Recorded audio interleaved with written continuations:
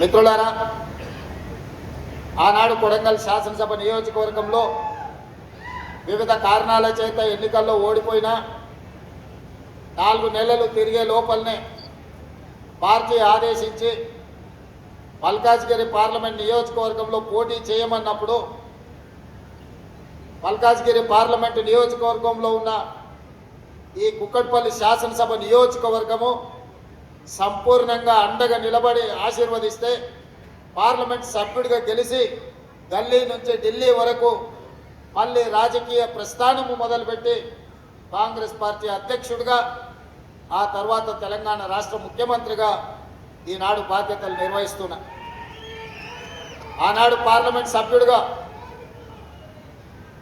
ఈడ పేదల గల్లీలలో, ముస్లింల బస్తీలలో, కుక్కట్పల్లి కాలనీలలో మీ అందరితో కలిసి నడిచి మీ సమస్యల మీద కొట్లాడి వరదలు వచ్చినప్పుడు మీ ఇల్లు మునిగిపోయినప్పుడు మీకు సంబంధించిన సమస్యలు ఆనాటి ప్రభుత్వం పరిష్కరించినప్పుడు మీ పక్కన నిలబడి ఆనాటి ప్రభుత్వం మీద ఒత్తిడి తీసుకొచ్చినాం. కానీ ఆనాడు మీరు ఆశించిన మేరకు ఈ ప్రాంతాన్ని అభివృద్ధి చేయడానికి నాకు అవకాశం లేకుండే.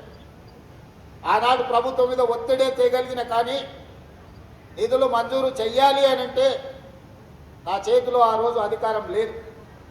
అయినా మీరందరూ హక్కును చేర్చుకున్నారు కాబట్టి, అవకాశం ఇచ్చిండ్రు కాబట్టి ఈనాడు తెలియడానికి సర్వ అధికారాలు ఈరోజు నా దగ్గర ఉన్నాయి. మీకు ఏమి కావాలన్నా కుక్కట్పల్లి ప్రజలు పనులు చేయించుకోండి. మా మంత్రులందరికీ వేదిక మీద నుంచి నేను ఆదేశాలు ఇస్తున్నా. ముఖ్యంగా మా మిత్రులు శ్రీధర్ బాబు గారు, కుక్కట్పల్లిని ప్రత్యేకంగా మీరు చూడాలి. ఆనాడు రూపాయి ఖర్చు పెట్టకుండా వందలాది పోలింగ్ బూతుల్లో నా ముఖ పరిచయం లేకపోయినా వాళ్ళే స్వయంగా ఎన్నికల ఏజెంట్లుగా కూర్చొని అపార్ట్మెంట్లలో వాళ్ళే చందాలు వేసుకొని బస్తీలలో పేదవాళ్ళు మన నుంచి ఏం ఆశించకుండా ఆనాడు నాకు అండగా నిలబడ్డారు. ఈరోజు వాళ్ళ రుణం తీర్చుకునే అవకాశం వచ్చింది. మీరు ఖచ్చితంగా ఈ ప్రాంతంలో రోడ్లైనా, ఈ ప్రాంతంలో ఫ్లైఓవర్లైనా, ఈ ప్రాంతంలో చెరువుల పునరుద్ధరణైనా, ఈ ప్రాంతంలో విద్య కోసం పాఠశాలలు, కళాశాలలైనా, ఈ ప్రాంతంలో ఉద్యోగ ఉపాధి అవకాశాలకు అవసరమున్న పరిశ్రమల విషయంలో అయినా మీరు పెద్ద మనసు చేసుకొని కుక్కట్పల్లి నియోజకవర్గాన్ని ప్రత్యేకంగా చూడాల్సిందిగా నేను మీకు విజ్ఞప్తి చేస్తున్నా. మిత్రులారా, నేను ఎవరిని విమర్శించదలుచుకోలేదు. విమర్శల ద్వారా నా సమయాన్ని వృధా చేసుకోదలుచుకోలేదు. 10 సంవత్సరాల ఆ పరిపాలన, 2 సంవత్సరాల మా పరిపాలనను బేరీజు వేసుకోండి. ఆనాడు ఇచ్చిన ఏ సంక్షేమ పథకాన్ని రద్దు చేయలేదు.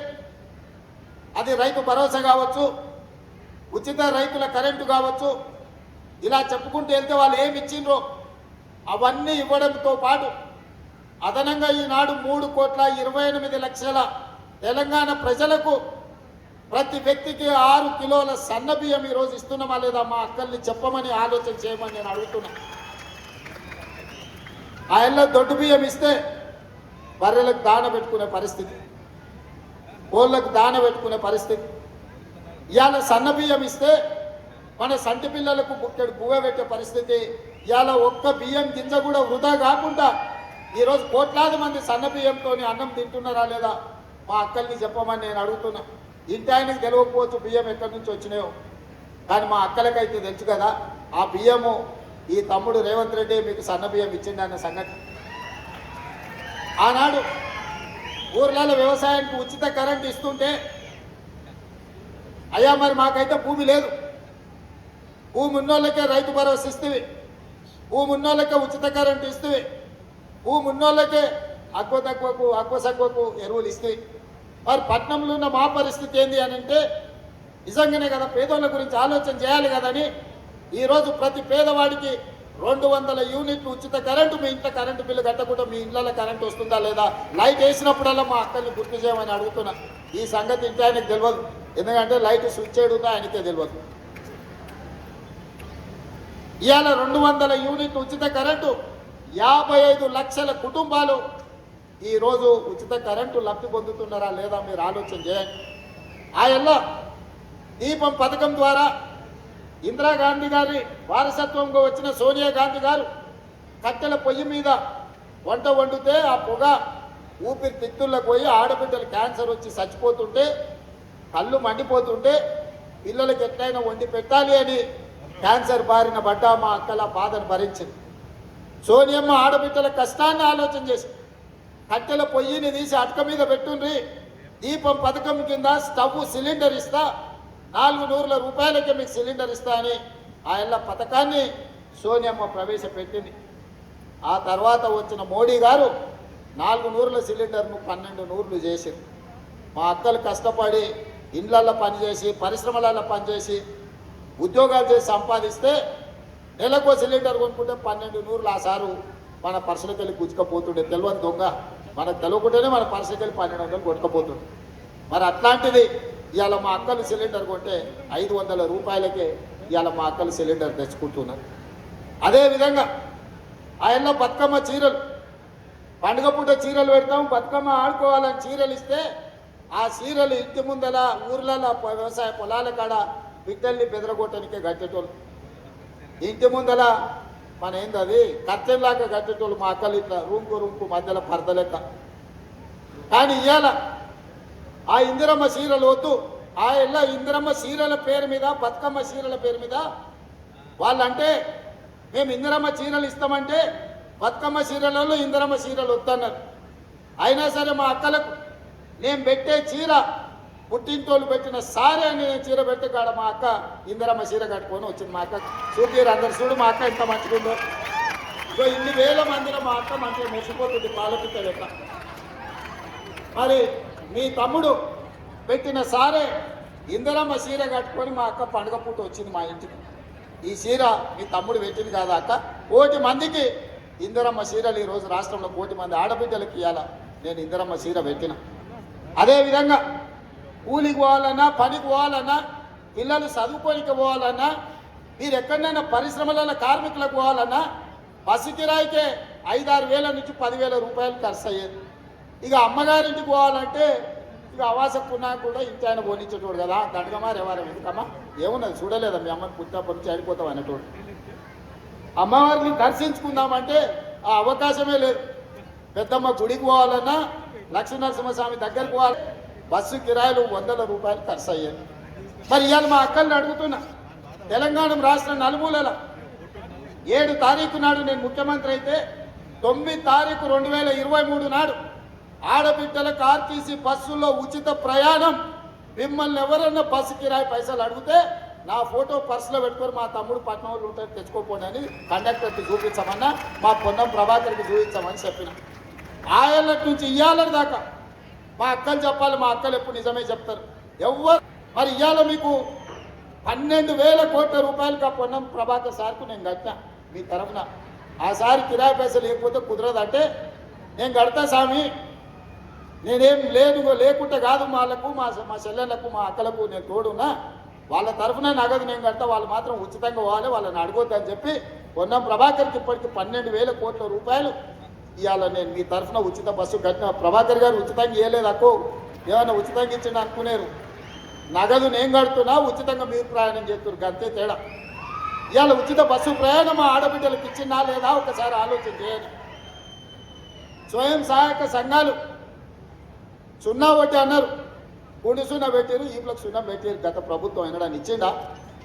ఇవాళ 65,000 కోట్ల రూపాయల బ్యాంకు లింకేజ్ ఇచ్చి 2,500 కోట్ల రూపాయలు మీ తరఫున వడ్డీ బ్యాంకులకు నేను కట్టినా. మా అక్కలు వ్యాపారం చేసుకోవాలి, రూపాయి కూడా పెట్టి పెంచుకుంటే పిల్లల చదువులకో ఇంటి శుభకార్యానికో లేకపోతే ఏదో ఒక మంచి కార్యక్రమానికి పనికొస్తుందని మా అక్కల కోసం 65,000 కోట్ల రూపాయలు ఇవాళ బ్యాంకులో లింకేజ్ ఇప్పించి మా సీతక్కను కాపలాగా పెట్టి ఇవాళ మీకు పైసలు ఇప్పించిన మాట వాస్తవం కాదా? స్వయం సహాయక సంఘాలలో ఉన్న మా అక్కలు చెప్పాలి. మీరు బస్సులలో ఉచితంగా ప్రయాణం చేస్తే మా ఆటో సోదరులు రెచ్చగొట్టి మా ఆటోలు నడుస్తలేవు, ఆడబిడ్డలకు ఉచిత ప్రయాణం బంధు పెట్టురని బస్టాండ్లలో ధర్నాలు చేసారు. మీరే చూసారు, నేను చేసుడు కాదు. ఆటో డ్రైవర్లను రెచ్చగొట్టి ప్రభుత్వం మీద కుసిగొల్పి మీ ఉచిత బస్సు బంధు పెట్టాలని కొంతమంది కంకణం కట్టుకొని కడుపులో విషం పెట్టుకొని బయలుదేరి అయినా వెనుకపోలే. వాళ్ళకి చేసే మేలు వాళ్ళకి చేస్తాం, మా ఆడబిడ్డల దగ్గరకు వస్తే ఎవరినైనా ఊరుకునేది లేదని చెప్పి బస్సులలో ఉచిత ప్రయాణమే కాదు, ఇవాళ ఆడబిడ్డలకు సంఘాల పేరు మీద 1000 బస్సులు కొనిచ్చినాం. బస్సులలో ఉచిత ప్రయాణం కాదు, ఇవాళ మా ఆడబిడ్డలు రాష్ట్రంలో 1000 బస్సులకు యజమానులు అయ్యారు. ఇదే పొన్నం ప్రభాకర్కు బస్సులు పెట్టి ఒక్కొక్క బస్సుకు నెలకు 70,000 రూపాయలు ఆయన దగ్గర వసూలు చేసుకుంటారు. ఇవాళ బస్సులకు యజమానులను మన ప్రభుత్వం చేసింది. 200 యూనిట్లు ఉచిత కరెంటు కాదు, 1000 మెగావాట్లు సోలార్ విద్యుత్ ఉత్పత్తి చేసి విద్యుత్ శాఖకే అమ్ముకునేటట్టు మా ఆడబిడ్డలకు భూములు ఇచ్చి సోలార్ విద్యుత్ ప్లాంట్లను పెట్టించి ఈరోజు వ్యాపారంలో మిమ్మల్ని రాణించేటట్టు చేసింది. ఒకప్పుడు పెట్రోల్ వ్యాపారం అంటే భారత ప్రభుత్వం తర్వాత రిలయన్స్ అంబానీలు మాత్రమే చేసేటోళ్ళు. ఇవాళ రాష్ట్రంలో ఎక్కడ చూసినా మహిళా సంఘాలకు పెట్రోల్ బంకులు ఇచ్చి ఈరోజు పెట్రోల్ బంకులలో నెలకు 5-6 లక్షల రూపాయలు ఒక్కొక్క సంఘం సంపాదించుకునేటట్టు ఇవాళ మా ఆడబిడ్డల కోసం పథకాలు తీసుకొచ్చినాం. అదేవిధంగా ఈ కుక్కట్పల్లికి కూతవేటి దూరంలో హైటెక్ సిటీ ఉంది. ఆయనలో చంద్రబాబు నాయుడు కట్టిన శిల్పారామం మనవన్లను మనవరాలను తీసుకొని పోయి వారానికో 10 రోజులకో రోజు ఆదివారం పూట శనివారం పూట పోయి చూసి వస్తూనే. ఆ ప్రాంతంలో మైక్రోసాఫ్ట్, ఇన్ఫోసిస్, విప్రో లాంటి సంస్థలకు మా శ్రీధర్ బాబు గారు భూములు ఇచ్చారు. పెద్ద పెద్ద ఐటీ కంపెనీలు ఉండాలి, ఇక్కడ 50 అంతస్తుల బంగ్లాలు ఉండాలని వాళ్ళందరూ కట్టుకున్నారు. మరి మా అక్కల ఆడబిడ్డలు సంఘాలల్లో సమస్యలు ఉంటే ఎట్లా అని చెప్పి శిల్పారామాన్ని కానుకొని 3.5 ఎకరాలు 1000 కోట్ల రూపాయలు ఈరోజు ఇందిరా మహిళా శక్తి స్టాల్స్ పెట్టించి మా అక్కలకు విప్రో, ఇన్ఫోసిస్ మధ్యలో ఈరోజు 1000 కోట్ల రూపాయలు ఆస్తి ఆడబిడ్డలకు రాసిస్తే ఈరోజు ఆదిలాబాద్ అడవుల నుంచి అచ్చంపేట వరకు వాళ్ళు తయారు చేసిన వస్తువులు హైటెక్ సిటీ పక్కన ఈరోజు శిల్పారామం దగ్గర మీరు అమ్ముకునే వెసులుబాటు కల్పించినాం. ఇదే కాదు, అమెజాన్లో ఆన్లైన్లో పెద్ద పెద్ద సంస్థలు తయారు చేసే వస్తువులు అమ్ముతారు. ఆ సంస్థతో మాట్లాడి మా ఆడబిడ్డలు తయారు చేసే తినుబండారాల నుంచి అన్ని ఆర్టికల్స్ ఈరోజు అమ్మడానికి అమెజాన్లో ఆడబిడ్డలకు అవకాశం కల్పించినాం. ఇట్లా ఒక్కొక్కటి చెప్పుకుంటూ పోతే అప్పులలో 8,11,000 కోట్ల రూపాయల అప్పుతోని నాకు సంసారం అప్పు చెప్తే అప్పులకు అసలు మిత్తి కట్టుకుంటేనే పటాన్కు కట్టినట్టు మిత్తి కట్టుకుంటేనే ఇన్ని సంక్షేమ పథకాలు తీసుకొచ్చి ప్రభుత్వంలో నిరుద్యోగ యువకులకు 70,000 ఉద్యోగాలు ఇచ్చిన గ్రూప్ 1, గ్రూప్ 2, గ్రూప్ 3, గ్రూప్ 4 టీచర్లు, పోలీసులు, డాక్టర్లు, నర్సులు అన్ని శాఖలలో 2 ఏళ్ళు తిరిగే లోపల 70,000 ప్రభుత్వ నౌకర్లు ఇచ్చిన. పట్నం పెరిగింది, అవసరాలు పెరిగినాయి. డబల్ బెడ్రూమ్ ఇల్లు అన్నాడు. ఆనా పెళ్ళంటల కోట శ్రీనివాసరావు పైన కోడిని కట్టి కింద ఉత్తాన్నం తిన్నట్టు పేదోళ్ళందరికీ ఊరించి చెప్పాడు ఆయన. కొడుకు వస్తే ఆడు, కోడలు బిడ్డ వస్తే ఆడు ఉంటుంది, అల్లుడు వస్తే ఆడమంటాడు. కొడుకు కోడలకు ఉండాలి కదా, కోడి పిల్లను కుక్క పిల్లను ఉంటే కట్టేసుకొని ఉండాలి కదా. ఇందిరమ్మ ఇల్లు, డబ్బా ఇల్లు వద్దు, డబల్ బెడ్రూమ్ ఇల్లు ఇస్తా అన్నాడు. మరి ఇంతమంది వచ్చారు, అక్క ఊరికని వచ్చిన డబల్ బెడ్రూమ్ ఇల్లు ఇచ్చిండా? ఆడోటి ఈడోటి కడితే కూడా 50 కిలోమీటర్ల అవతల కట్టారు. మనం పని చేసుకునేది ఇక్కడైతే, మనం పనిచేసే పరిశ్రమ ఇక్కడ ఉంటే, ఇండ్లల్లో పనిచేసే మనం ఇక్కడ కుదురుకుంటే, చిన్న దుకాణాలలో పనిచేసే వాళ్ళం పేదోళ్ళం 30-40 కిలోమీటర్ల అవతల కొల్లూరులోనో లేకపోతే మేడ్చల్ అవతలనో డబల్ బెడ్రూమ్ ఇల్లు కడితే మనం పోయేదన్నాడు, ఉండేదన్నాడు, మళ్ళీ వాపసు వచ్చేదన్నాడు. ఈడ పని చేసుకొని మళ్ళీ పోయే వరకు పిల్లలు పడుకొని మధ్యరాత్రి అవుతుంది, సెకండ్ షో సినిమా నుంచి పోయినట్టు అవుతుంది. అవునా? ఎవడన్నా చేరిండా? అందుకే ఇవాళ మా శ్రీనివాసరెడ్డి గారు ఆలోచన చేసి నాతో పంచాయతీ పెట్టుకున్నాడు. ఇది చాలా విలువైన భూమి, నువ్వు ఇట్లయితే ఎట్లా అని. ఇక మనం మాట ఇచ్చినాం, కట్టాల్సిందే, మొదటి వరుస లక్షలు కట్టాల్సిందే. ఆయన రాజు స్వగృహాలు కడితే పేదోళ్ళకి కొంత లాభం అయింది. మళ్ళీ ఎవరు ఇల్లు ఇవ్వలేదు. కట్టాలంటే కుక్కట్పల్లినే ఇవాళ 11 ఎకరాల భూమి ఎత్తి 100 కోట్ల రూపాయలు ఈడ పాండప అంత జగ కావాలన్నా 20 లక్షలు కావాలి. కుక్కట్పల్లి పాండప పెట్టుకుంటే జగ అనుకుంటే 20 లక్షలు తక్కువ అవుతుంది కదా. మా అక్కలకు బాగానే తెలుసు కదా, రియల్ ఎస్టేట్ చేసే మా సోదరులు ఉన్నారు పైన నుంచి కింది వరకు. పాండప జగ 10 గజాలు కొనాలంటే కూడా ఇవాళ 20-30 లక్షలు, 2 లక్షల గజం తక్కువ ఉందా? అట్లాంటిది ఇవాళ 11 ఎకరాల భూమిని ఇందిరమ్మ ఇల్లు కట్టి ఇవ్వాల్సిందే. పేదోళ్ళకి ఇక్కడ పనిచేసేటోళ్ళకి ఇక్కడనే ఇవ్వాలి, ఎక్కడ ఉండేటోళ్ళకి అక్కడనే ఇల్లు కట్టాలని ఒక మంచి సంకల్పంతో పొంగులేటి శ్రీనివాసరెడ్డి గారు ఒక అద్భుతమైన కార్యక్రమం తీసుకున్నాడు. ఆయనను హౌసింగ్ శాఖ అధికారులను నేను మనస్ఫూర్తిగా అభినందిస్తున్నా. మంచి కార్యక్రమాన్ని తీసుకున్నారు మీరు. ఆ ఏళ్ళ Kukatpally housing board colony Congress ఉన్నప్పుడే కట్టింది. రాజీవ్ స్వగృహ కాంగ్రెస్ ఉన్నప్పుడే కట్టింది.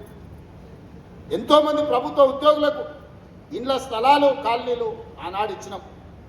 ఇవాళ సాంప్రదాయమే దెబ్బతిన్నది. మళ్ళీ మీరు పేదలకు ఇల్లు కట్టుకోవడానికి మనసు పెద్దది చేసుకొని కోట్ల రూపాయల విలువైన భూములను ఈరోజు పేదోళ్లకు ఈరోజు ఇస్తున్నారు. భూమికి మీ దగ్గర ఒక్క రూపాయి తీసుకుంటలేం. కట్టడానికి అయ్యే ఖర్చులో ప్రభుత్వం 5 లక్షలు ఇస్తుంది, ఒక 5-6 లక్షలు మీరు ఇస్తారు. అంతేనా శ్రీనివాస్ రెడ్డి గారు? భూమి ఉచితమే కదా, భూమికి ఏం తీసుకోవు కదా. సో మీ ఎదురుగానే మాట చెప్పించిన మళ్ళీ నాకు ఆఫీస్లో చెప్పి మళ్ళీ తర్వాత ఒకటి చెప్తే కష్టమని. మీకు ఇల్లు వచ్చిందంటే భూమికి అనా పైసా తీసుకోడు. రిజిస్ట్రేషన్ ఛార్జెస్ కూడా రద్దు చేయమని నేను అధికారులు చెప్తున్నా. రిజిస్ట్రేషన్ ఛార్జెస్ కూడా తీసుకోవద్దు. కట్టేదాంట్లో అయ్యే ఖర్చే 5 లక్షలు నువ్వు మిగిలినవి వాళ్ళు ఇస్తారు. ఎందుకంటే ఇద్దేసి పొత్తు కూడాలని చెప్పారు వెనకటి పెద్దోళ్ళు. ఏం వేయకపోతే మనకు జిమ్మేదారి ఉండదు. మీరు వచ్చి చూసుకొని కూడా చూసుకోరు. మీరు 10,000, 20,000, 5 లక్షలు, 6 లక్షలు మీరు కడితే ఎట్లా కడుతున్నాడు కాంట్రాక్టర్ అని వస్తా పోతే వచ్చి చూసుకుంటారు. ఏ ఫ్లోర్లో నీకు ఇల్లు డ్రా వెళ్ళిందో మీరు వచ్చి పని మంచిగా అవుతుందా లేదా చూసుకోనికి ఉంటుంది.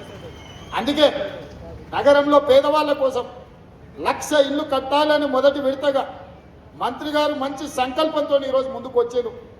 ఈ ప్రాంతం ముఖ్యంగా కుకట్పల్లి కావచ్చు, కుత్బుల్లాపూర్ కావచ్చు, మేడ్చల్ కావచ్చు, లేకపోతే కంటోన్మెంట్, ఎల్బీ నగర్, ఉప్పలి నియోజకవర్గాలు నన్ను రాజకీయంగా నిలబెట్టిన ప్రాంతాలు, అత్యధికంగా పేదలు ఉండే ప్రాంతాలు. ఇతర జిల్లాలు, ఇతర రాష్ట్రాలు, ఇతర దేశాల నుంచి పనులు చేయడానికి ఇక్కడ వలసలు వస్తున్న ప్రాంతం. వాళ్ళందరికీ మంచి పాఠశాలలు, మంచి వైద్యము, ఉండడానికి సొంత ఇల్లు ఇవ్వాలన్న ఆలోచన, వాళ్ళ కళల్ని మీరు కళలు కంటే ఆ కళల్ని పూర్తి చేసే బాధ్యత నేను తీసుకుంటాను. మీ సొంతింటి కళ నెరవేరడానికి ఈ ప్రభుత్వం, మీ సోదరుడు రేవంత్ రెడ్డి 100% అండగా ఉంటాడు. అందుకే ఇవాళ ఎవరు ఎన్ని చెప్పినా ఇనకండ్రి.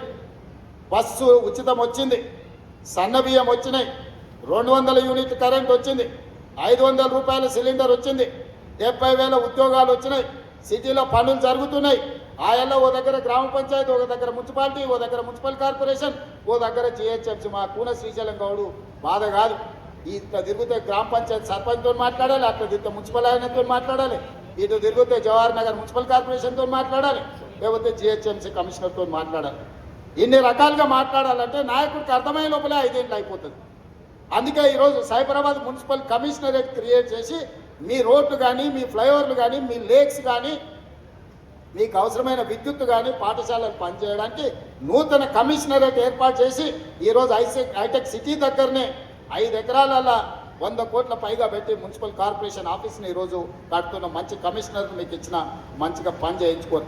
మా గాంధీ గతంలో ఊకే సతాయిస్తున్నాడు నన్ను, అన్నా నీళ్ళు అవుతలేవు, మోరి పోతలేదు, రోడ్ అయితే లేదు, ఇదైతే లేదు, అదైతే లేదని. కార్పొరేషన్ చేసి కొత్త కమిషనర్ ఇచ్చినాక గాంధీ నా జోలికే వస్తలేడు. ఏదైనా ఉంటే అక్కడనే పని చేయించుకుంటాడు, మంచి జరుగుతుంది. అట్లనే మీరు కొనుక్కున్న భూమి ఏదైనా కారణం చేత 22A పడి ఉంటే మీరు కొనుక్కున్న భూమి ఏడికి పోదు, ఒక ఇంచు కూడా ఏదికి పోదు. నేను ఇస్తున్న జమనాథ్ ఇస్తున్నా, మీకు భరోసా ఇస్తున్నా. మీ భూమి మీకు అధికారులతో మాట్లాడి మీరు రిజిస్ట్రేషన్లు చేసుకున్నట్టు అన్ని ఆదేశాలు ఇస్తా. ఒక్క సర్వే నెంబర్లు 500 ఎకరాలు ఉంటే కోర్టు ఆర్డర్ ఇస్తే ఆ సర్వే నెంబర్ మొత్తం 22A ప్రొహిబిటెడ్ లిస్టులో పెడుతున్నారు.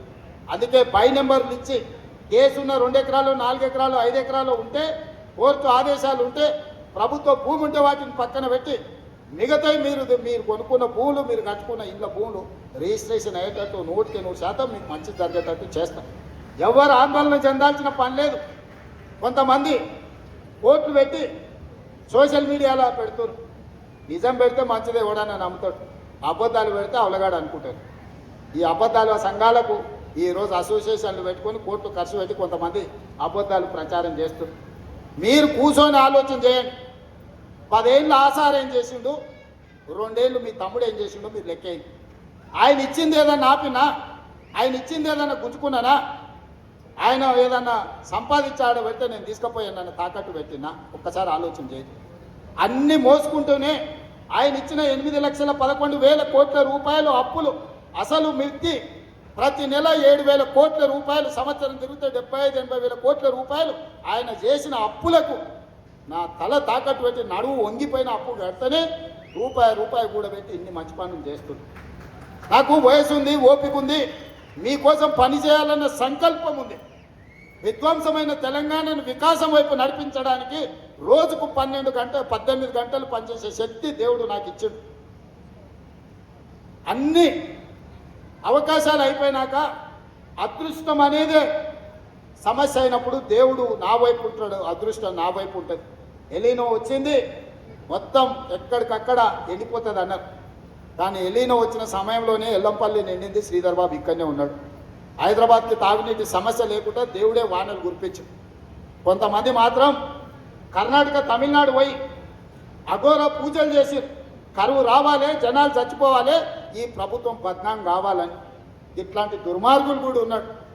ఎంత ఘోరంగా అఘోర పూజలు చేసినా దేవుడు వాళ్ళ దిక్కు లేడు, దేవుడు మన దిక్కు ఉన్నాడు. ఎందుకంటే మన సంకల్పం మంచిది. నేను గొప్ప తెలివికల్లో ఉన్నాను నేను చెప్పను, పెద్ద పెద్ద చదువులు చదువుకున్నానని నేను చెప్పను. కానీ 10 మందికి మేలు చేయాలన్న ఆలోచన నాకుంది. అది ఒక్కటి చాలు నన్ను దేవుడు కాపాడడానికి, ఆశీర్వదించడానికి. బస్తీలైనా ఏడైనా ముసలాం ఉంటుందేమో 10 మందికి మేలు జరగాలని, ఆడపిల్లకు ఏదైనా ఆపద వస్తే పోయి కూర్చొని సాయం చేస్తుంది. ఆమెను అందరూ గౌరవిస్తారు. ఆమె పెద్ద డాక్టర్ చదువుకోవాల్సిన అవసరం లేదు. హాస్పిటల్కి ఓనేళ్ళు పేదోళ్ళు కూడా కాన్పు ఉంటే ఒక పెద్ద మనిషి వచ్చి కూర్చొని సాయం చేస్తే వాళ్ళు జీవితకాలం గుర్తుపెట్టుకుంటారు. చిత్తశుద్ధి కావాలి, మంచి బుద్ధి కావాలి, మంచి ఆలోచన కావాలి. అందుకే ఇవాళ ఎక్కడ కూడా గతం నేను ఎన్నిసార్లు వచ్చినా, నిన్నమన్నే కుక్కట్పల్లి గతంలో ఎన్నిసార్లు చూసారు ముఖ్యమంత్రిని టీవీలో తప్ప ఎప్పుడైనా మనిషిని చూసిరా? మరి నేను మీ పక్కనే ఉంటే మీలాగానే ఉంటే మీతోనే మాట్లాడి ఏడిపోయినా అక్క నేను మీ మధ్యలోనే తిరుగుతున్నా కదా. అందుకే అక్క ఎవరు ఎన్ని చెప్పినా సంసారం నడిపేది మీరు, మీకు తెలుసు సాధక బాధక లేదు. ఇల్లు అలకాలన్న కూడా ఒకసారి కాదు, ఇల్లు అలికినాక పండుగ చేద్దాం అంటే కూడా ఒకసారి ఉండదు. పైసలు ఉండి పోతే కూడా కిరాణం కొట్టాడు పని చేసుకోకపోతే మనం పాయసం చేయడానికి బెల్లం ఉందామంటే వాడు దొరకడు. ఒకసారి అన్ని ఉన్నా కూడా ఒక్కోసారి అల్లు నోట్ల శని ఉన్నది అన్నట్టు ఉంటుంది. కేసీఆర్ పరిస్థితి కదే, అన్నీ ఆయనకున్న అల్లు నోట్ల శని ఉండి ఆయన మింగేసాడు. ఇవాళ మింగనికి అఘోర పూజలు చేస్తున్నారు. ఇట్లాంటి వాళ్ళు అఘోర పూజలు అంటే ఏంది లేదు, శాతబడి చేస్తున్నారు. ఏది పక్క రాష్ట్రాలకు గిదా 10 ఏళ్ళు అధికారంలో ఉన్నోళ్ళు, 25 ఏళ్ళు తెలంగాణలో ఉన్నోళ్ళు శాతబడి పూజలు చేస్తారా? శాతబడి తిరగబడితే ఏమైతే తెలుసు కదా, బుద్ధి సక్క లేకపోతే శాతబడి కూడా తిరగబడుతుంది. గదే అవుతుంది. మళ్ళీ ఇంట్లోకి వెళ్ళి ఫామ్ హౌస్లోకి వెళ్ళి బయటకు వెళ్ళకుండా అవుతుంది. ఏం లేదు, అదే తిరగబడి మిమ్మల్ని అష్టదిగ్బంధం చేస్తుంది. అందుకే ఈరోజు మంచి మనసుతోని మంచి ఆలోచనతోని ఇక్కడికి వచ్చి అభివృద్ధిలో నాకు రాజకీయాలు లేవు, ఎన్నికలు వచ్చినప్పుడు ఎన్నికలు చేసుకుందాం, ఇప్పుడు అభివృద్ధి చేసుకుందాం, పనులు చేసుకుందాం. మీరందరూ సహకరించండి. అద్భుతమైన తెలంగాణను, హైదరాబాద్ నగరాన్ని అభివృద్ధి చేసుకుందాం. మీ అందరి ఆశీర్వాదంతో ఈ ప్రభుత్వం ముందుకెళ్తుంది. ఒడిదుడుకులను ఎదుర్కొని అధిగమించి ఆర్థికంగా నిలదొక్కొని విధ్వంసమైన తెలంగాణను వికాసం వైపు నడిపించడానికి నాకు శక్తినివ్వండి, నన్ను ఆశీర్వదించండి. ఈ కుక్కట్పల్లి ప్రాంతమే నన్ను పార్లమెంటుకు పంపిస్తే తెలంగాణ ముఖ్యమంత్రిగా ఈరోజు మళ్ళీ వచ్చిన ఈనాడు ఆశీర్వదించండి. 10 ఏళ్ళు నిరంతరం మీకోసం, మీ ఇంటి పిల్లగాళ్ళ లెక్క నేను పనిచేస్తా, మీ అభివృద్ధి కోసం నేను నిలబడతా అని తెలియజేస్తూ మీ అందరి దగ్గర సెలవు తీసుకుంటున్నా. ధన్యవాదాలు మా అక్కలందరికీ ప్రత్యేకంగా.